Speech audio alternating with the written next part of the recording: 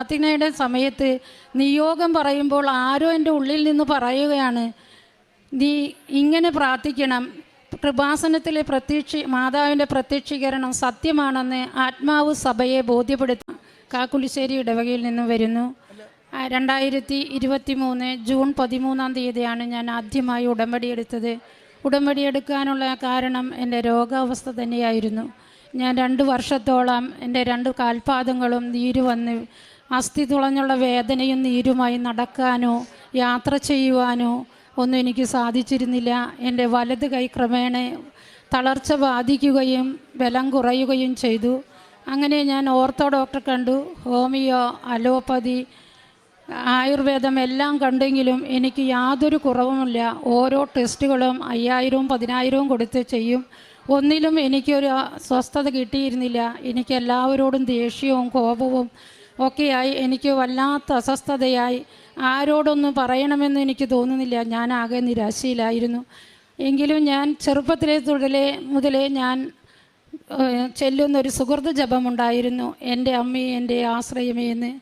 പക്ഷേ ഈ സുഹൃത ജപത്തിൻ്റെ ഒരു മൂല്യം ജോസഫ് അച്ഛനിൽ നിന്നും കേട്ടപ്പോഴാണ് എനിക്ക് മനസ്സിലായത് ഇത് ഇത്രയും വലിയൊരു പ്രാർത്ഥനയാണെന്ന്. ഞാൻ ഒരു ദിവസം ഇങ്ങനെ 2023 മെയ് മാസത്തിൽ ഞാൻ മരുന്നൊക്കെ കഴിച്ച് അങ്ങനെ കിടക്കുമ്പോൾ മയക്കത്തിൽ ഞാനൊരു സ്വപ്നം കണ്ടു. ഒരു സ്വർണ്ണ നിറമുള്ള ഒരു മാതാവിൻ്റെ അടുത്ത് വന്നിരിക്കുന്നു. അപ്പോൾ ഞാൻ ഭർത്താവിനോട് പറഞ്ഞു, നമ്മൾക്ക് വേളാങ്കണ്ണിക്ക് പോകാനുള്ള സമയമായി, ഞങ്ങൾ ഇടയ്ക്കിടയ്ക്ക് പോകാറുണ്ട്. പക്ഷേ പിറ്റേ ദിവസം എനിക്ക് ഒരു വചനം കിട്ടി. ഇന്ന് വരെ ഞാൻ ബൈബിൾ വായിക്കുമെങ്കിലും എനിക്കങ്ങനെ ഒരു വചനം പറയാൻ ഒത്തിരി ഞാൻ പഠിച്ചിട്ടാണ് എവിടെയെങ്കിലും പോകുമ്പോൾ ഒരു വചനം പറയുക. പക്ഷേ എൻ്റെ മനസ്സിൽ ഓടിയെത്തി ജെറമിയ 46:11, ഈജിപ്തിൻ്റെ കന്യകയായ പുത്രി ഗിലയാദിലേക്ക് പോകുക, തൈലം കയ്യിലെടുക്കുക, നീ അനവധി ഔഷധങ്ങൾ ഉപയോഗിച്ചു, എല്ലാം പാഴായിപ്പോയി എന്ന്. പക്ഷേ അതിൻ്റെ അർത്ഥം എനിക്ക് അന്നൊന്നും മനസ്സിലായില്ല. ഞാൻ പിന്നീട് എനിക്ക് ഓരോ നേരവും ഇങ്ങനെ എന്താണെന്ന്, എവിടെയാണ് തൈലം കിട്ടുക എന്നെനിക്ക് മനസ്സിലായില്ല. 2016 മുതൽ എനിക്ക് കൃപാസനം പത്രം വല്ലപ്പോഴൊക്കെ കിട്ടുമെങ്കിലും എനിക്കിതിന് ഉടമ്പടിയോ അല്ലെങ്കിൽ ഇവിടുത്തെ കാര്യങ്ങളൊന്നും എനിക്കറിയില്ലായിരുന്നു. എനിക്കൊരു ടച്ച് ഫോണൊന്നും ഉണ്ടായിരുന്നില്ല. അങ്ങനെ എനിക്ക് അതിനെപ്പറ്റിയൊന്നും അറിയില്ലായിരുന്നു. പക്ഷേ ഞാൻ ഭർത്താവിനോട് പറഞ്ഞപ്പോൾ ഭർത്താവ് പറഞ്ഞു, പിന്നീട് എനിക്ക് തന്നെ അത് പെട്ടെന്ന് മനസ്സിലായി, ഇത് കൃപാസനത്തിലാണല്ലോ തൈലം കൊടുക്കുകയെന്ന്. അപ്പോൾ ഭർത്താവിനോട് പറഞ്ഞു, കൃപാസനത്തിൽ പോയാൽ കാര്യമില്ല, ഉടമ്പടി എടുത്താലാണ് തൈലം കിട്ടുകയുള്ളൂ എന്ന്. ഞാൻ എങ്ങനെ വന്ന് ഉടമ്പടി എടുക്കുമെന്ന് എനിക്കറിയില്ല. ഒരു വണ്ടിയിൽ പോലും യാത്ര ചെയ്യുമ്പോൾ പരസഹായം വേണം. എങ്കിലും ഞാൻ പ്രാർത്ഥിച്ചുകൊണ്ടിരുന്നു. 2023 ജൂൺ 13 എനിക്കിവിടെ വരാൻ സാധിച്ചു. ഒത്തിരി ബുദ്ധിമുട്ടെങ്കിലും ഞാനിവിടെ വന്ന് ടോക്കൺ എടുത്ത് ഇവിടെ കുർബാനയ്ക്കൊക്കെ ഇരുന്നു. 11 മണിക്കുള്ള ടോക്കണാണ് ആ സമയത്തായിരുന്നു എനിക്ക് കിട്ടിയത്.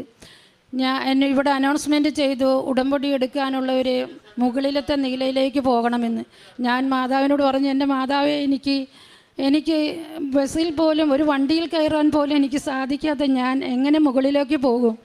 പക്ഷേ ഞാൻ ഒരു കണക്കിന് അവിടെ നിന്ന് അങ്ങോട്ട് പോയി ആ കോണിപ്പടി അവിടെ ചെന്നു.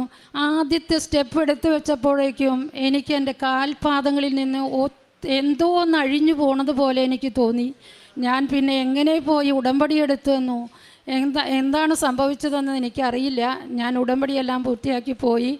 എങ്കിലും ഞാൻ എല്ലാ ദിവസവും ഇങ്ങനെ പ്രാർത്ഥിച്ച് 2 ആഴ്ച കഴിഞ്ഞപ്പോൾ എല്ലാ ആഴ്ചകളിലും ഡോക്ടറെ കാണേണ്ടതാണ്. അങ്ങനെ ഞാൻ 2 ആഴ്ച കഴിഞ്ഞപ്പോൾ എനിക്ക് തന്നെ തോന്നി ഈ കൈ പിടിച്ച് ബസ്സിൽ കയറിയൊന്ന് പോകാമെന്ന്.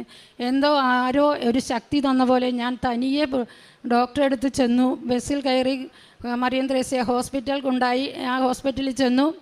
ഡോക്ടറെ കണ്ടു, ഡോക്ടർ രഞ്ജിത്തിനെ കണ്ടു. ഡോക്ടർ എന്നോട് പറഞ്ഞു, കൂടെ ആരാ വന്നേക്കണേന്ന്. അപ്പോഴെന്നും എൻ്റെ ഹസ്ബൻഡോ മകനോ ആണ് എന്നെ കൊണ്ടുപോയിരുന്നത്. ഞാൻ പറഞ്ഞു, ഡോക്ടറെ, ഞാൻ തനിയാണ് വന്നിരിക്കുന്നത്. ഡോക്ടർ അതിശയത്തോടെ എന്നോട് ചോദിച്ചു, ഇത് എന്ത് വലിയ മാറ്റം, ഇതെങ്ങനെ സംഭവിച്ചെന്ന്. ഞാൻ ഉടനെ പറഞ്ഞു, ഞാൻ കൃപാസന മാതാവിൻ്റെ അടുത്ത് പോയെന്ന്. അപ്പോഴാണ് ഞാൻ കാണുന്നത് ഡോക്ടറെ മേശയിലും കൃപാസന മാതാവിൻ്റെ ഒരു ഫോട്ടോ ഉണ്ട്. എനിക്കപ്പോൾ തന്നെ മനസ്സിലായി, ഡോക്ടർക്ക് കാര്യം മനസ്സിലായിന്ന്.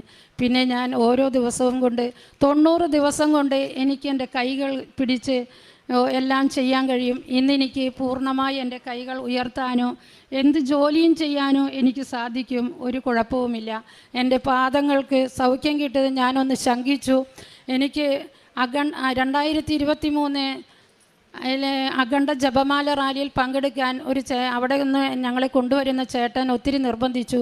എനിക്കൊരു പേടിയായി. കാരണം എനിക്ക് കിട്ടിയ സൗഖ്യമിനി ഞാൻ തന്നെ എൻ്റെ പൊങ്ങച്ചം കൊണ്ട് കാട്ടിക്കളഞ്ഞെങ്കിലോ എന്ന് കരുതി ഞാൻ അത് നിഷേധിച്ചു. 5 പ്രാവശ്യം ആ ചേട്ടൻ എൻ്റെ അടുത്ത് വന്നുകൊണ്ട് പറഞ്ഞു, നിനക്കൊരു സീറ്റുണ്ട്, നീ പൈസയൊന്നും തരണ്ട, നീ വായോന്ന്. അങ്ങനെ ഞാൻ മാതാവിൻ്റെ അടുത്ത് ചെന്ന് ചോദിച്ചു, മാതാവേ ഇത് മാതാവ് എന്നെ വിളിക്കുന്നതാണോ എന്ന്. അപ്പോൾ എനിക്കൊരു ബോധ്യം കിട്ടി. ഞാൻ കാൽവരിയിൽ എൻ്റെ മകൻ്റെ കൂടെ നടന്നെങ്കിൽ നിനക്ക് എൻ്റെ കൂടെ എന്തേ പോകുന്നുകൂടെയെന്ന്. ഞാൻ ഉടനെ പറഞ്ഞു ഞാൻ പോരാമെന്ന് പറഞ്ഞു. ഞാനിവിടെ വന്ന് അഖണ്ഡ ജപമാലയിൽ പങ്കെടുത്തു. ഞങ്ങളുടെ ഗ്യാങ്ങിൽ നിന്ന് ഏറ്റവും മുന്നേ ഞാൻ തന്നെയാണ് അവിടെ എത്തിയതും എനിക്കൊരു കുഴപ്പമുണ്ടായില്ല. കനകമല തീർത്ഥാടനവും ഞാൻ നടത്തി. അങ്ങനെ അടയാളങ്ങളോടുകൂടി തന്നെ മാതാവ് ഓരോ നിയോഗങ്ങളും എനിക്ക് സാധിച്ചു തന്നു.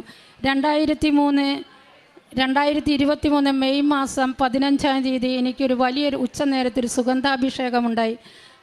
അപ്പോൾ എന്നോട് ആരോ പറയുന്നു നീ മുട്ടുകുത്തുക എന്ന്. ഞാൻ മുട്ടുകുത്തി പ്രത്യക്ഷീകരണ പ്രാർത്ഥനയുടെ പുസ്തകം എടുത്ത്, എനിക്കന്ന് കാണാതെ ചെല്ലാൻ അറിയില്ല.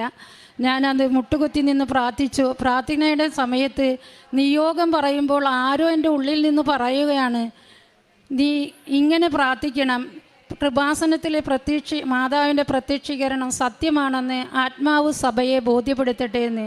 പക്ഷേ എനിക്ക് എങ്ങനെ കിട്ടിയെന്നൊന്നും എനിക്ക് അറിഞ്ഞുകൂടാ. പ്രാർത്ഥന ഞാനങ്ങനെ ചെല്ലുമായിരുന്നു, കുറേ നാൾ ഞാൻ ചെല്ലുമായിരുന്നു. പക്ഷേ പിന്നെയത്തെ ആഴ്ചത്തെ ഉടമ്പടി ധ്യാനത്തിൽ ജോസഫച്ചൻ പറഞ്ഞു, നിങ്ങൾക്ക് വേണ്ടി മാത്രമല്ല പ്രാർത്ഥിക്കേണ്ടത്, നിങ്ങൾ ആത്മീയ കാര്യങ്ങളിൽ ഉണർവോടെ ഈ കൃപാസനത്തിന് വേണ്ടിയും പ്രാർത്ഥിക്കണമെന്ന് പറഞ്ഞു.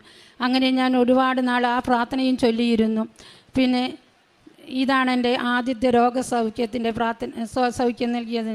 മാതാവിനമ്മയ്ക്കും മാതാവിന് ഈശോയ്ക്കും 1000 നന്ദി പറയുന്നു. പിന്നെ അച്ഛൻ പറയാറുണ്ട്, അനുഗ്രഹങ്ങളുടെ പൂമഴ പൊഴിയുമ്പോൾ സഹനങ്ങളിൽ വരും, സഹനങ്ങൾ വന്നെങ്കിൽ ആ കൃപാവരം ഉണ്ടാവുകയുള്ളൂ എന്ന്. ഞങ്ങളുടെ ആകെ ഒരു ഉപജീവന മാർഗമായ പൗൾട്രി ഫാം അയൽവാസി കേസ് കൊടുത്ത് അത് നിർത്തേണ്ടി വന്നു. ഒത്തിരി കടബാധ്യതകളുള്ളപ്പോഴാണ് ഞങ്ങൾക്കത് സാധിച്ചത്. അങ്ങനെ വന്നുപോയത്. 4 ലക്ഷത്തോളം രൂപ ഞങ്ങൾക്ക് കടമുണ്ടായിരുന്നു. എന്ത് ചെയ്യുമെന്നറിയാതെ ഞങ്ങൾ ഒത്തിരി വിഷമിച്ചു. മകനാണെങ്കിൽ ഒരു കോൺട്രാക്ടർ ജോലിയിൽ, അവനൊരു ഡിസൈൻ എഞ്ചിനീയറിംഗ് ആണെങ്കിലും ഒരു കോൺട്രാക്ടർ ബേസിലാണ് ജോലി ചെയ്യുന്നത്. അതുകൊണ്ട് ഞങ്ങൾക്ക് മറ്റൊരു മാർഗവുമില്ല. ഞങ്ങൾ ഇവിടെ വന്ന് ഒത്തിരി വിഷമിച്ച് മാതാവിനോട് പ്രാർത്ഥിച്ചു പോയി. മാതാവിനോട് പ്രാർത്ഥിച്ച ശേഷം ഭർത്താവിന് ഒരു ഇറിഗേഷൻ വകുപ്പിൽ 6 മാസത്തേക്ക് ജോലി ലഭിച്ചു. ഇപ്പോൾ അത് കഴിഞ്ഞിരിക്കുകയാണ്. വീണ്ടും മാതാവ് ഞങ്ങളെ രക്ഷിക്കുമെന്ന് ഞങ്ങൾക്ക് പൂർണ്ണമായി ഉറപ്പുണ്ട്. അപ്പോഴെല്ലാം എൻ്റെ ഭർത്താവിന് 6 മാസത്തോളമായി ഈ വലത് കൈയുടെ ഷോൾഡർ പൊങ്ങുകയോ ഒന്നുമില്ല. മിഷൻ ഓപ്പൺ ആക്കണമെങ്കിൽ ഒത്തിരി ബുദ്ധിമുട്ടിയിരുന്നു. ഡോക്ടറെ അടുത്ത് പോകാൻ പറഞ്ഞാൽ കൂട്ടാക്കുകയില്ല. ദിവസവും ഞാൻ ഈ ഉടമ്പടി തൈലം പുരട്ടി പ്രാർത്ഥിക്കുമായിരുന്നു. അങ്ങനെ ഇപ്പോൾ അദ്ദേഹത്തിന് അത് മാറിക്കിട്ടുകയും ചെയ്തു. എനിക്കാണെങ്കിൽ എപ്പോഴും എന്ത് വന്നാലും ഞാൻ ഉടമ്പടി തൈലം തേച്ച് സൗഖ്യപ്പെടുത്തും. ഇന്നിപ്പോൾ എൻ്റെ ഭവനത്തിൽ ഞങ്ങൾക്കുള്ള ദിവ്യ ഔഷധം ഉടമ്പടി തൈലവും തേനും ഉപ്പുമാണ്. ഞങ്ങളുടെ സഹന ജീവിതത്തിൽ കുരിശിൽ കീഴിൽ നിൽക്കുന്ന മാതാവും കൃപാസനം അമ്മയുമാണ് ഞങ്ങളുടെ ബലവും ധൈര്യവും. ഇതൊക്കെയാണ് ഞങ്ങളുടെ ജീവിതത്തിലുണ്ടായ മാറ്റങ്ങൾ. ഒത്തിരി നിയോഗങ്ങൾ ഇനിയും പറയാനുണ്ട്.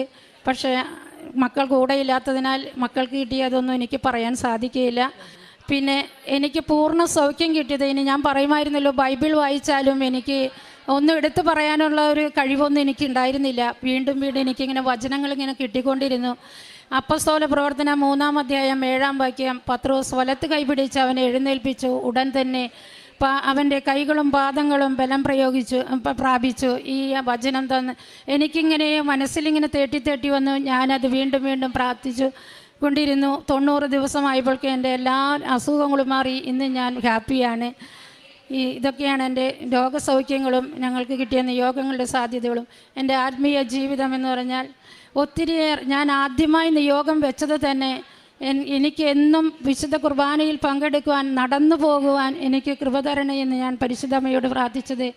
ഞാൻ 2 വർഷമായി ഇന്ന് വരെയും എനിക്ക് ഞങ്ങളുടെ പള്ളിയിൽ നിന്ന് 10 മിനിറ്റ് ഞങ്ങളുടെ ഭവനത്തിലേക്കുള്ളൂ. ആ ഭവനത്തിൽ നിന്ന് ഞാൻ അരമണിക്കൂർ ഇഴഞ്ഞാണ് ആഴ്ചയിൽ ഒരു ദിവസം പള്ളിയിൽ പോയിരുന്നത്. ഉടമ്പടി എടുത്തതിന് ശേഷം എല്ലാ ദിവസവും ഞാൻ പള്ളിയിൽ പോകും, വിശുദ്ധ കുർബാനയിൽ പങ്കുകൊള്ളും, വിശുദ്ധ കുർബാന സ്വീകരിക്കുകയും ചെയ്യും. പ്രേക്ഷിത പ്രവർത്തനങ്ങൾ ഞാൻ പത്രം ഇവിടെ നിന്ന് പോകുമ്പോൾ തന്നെ എനിക്ക് ആരെങ്കിലുമൊക്കെ കിട്ടും. ബസ്സിൽ തന്നെ എൻ്റെ രോഗസൗഖ്യം പറയുവാനും പത്രം കൊടുക്കുവാനും എനിക്ക് ആൾക്കാരെ കിട്ടാറുണ്ട്.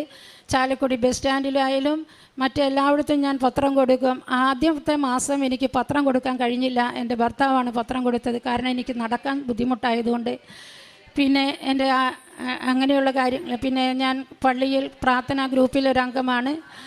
കാരുണ്യ പ്രവർത്തികൾ ഞാൻ ചെയ്യുന്നതിലേക്ക് കൂടുതലും എൻ്റെ ഭർത്താവും മകനുമാണ് ചെയ്യുന്നത്. സാമ്പത്തികമായി ഞാൻ ജോലിയില്ലാത്ത ഒരു വീട്ടമ്മയാണ്.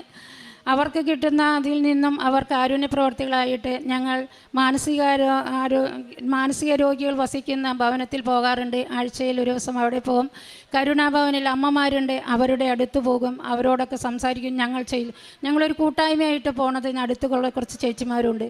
ഞങ്ങൾ ചെല്ലുമ്പോൾ അവർക്ക് ഒത്തിരി സന്തോഷമാണ്. വീട്ടിലെ കാര്യങ്ങളും മക്കളുടെ കാര്യങ്ങളും ചോദിക്കുകയും പറയും. അവരുടെ വിശേഷങ്ങളും ഞങ്ങൾ പറയും. അവർക്ക് ഒത്തിരി സന്തോഷമാണ് ഞങ്ങൾ ചെല്ലുമ്പോൾ. അതുപോലെ അവർക്ക് ഭക്ഷണവും വസ്ത്രവും കൊടുക്കും.